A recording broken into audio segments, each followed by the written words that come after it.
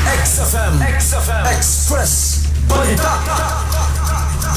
Express Balita.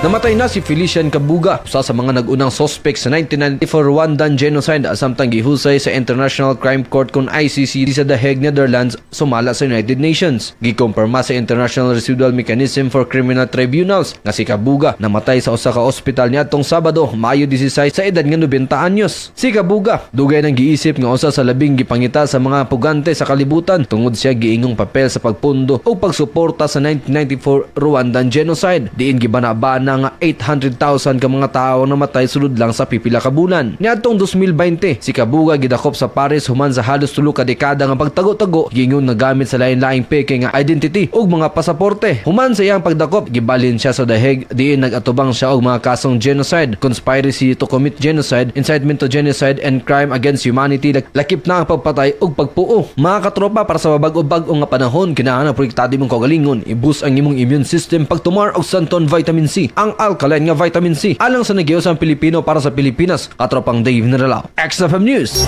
XFM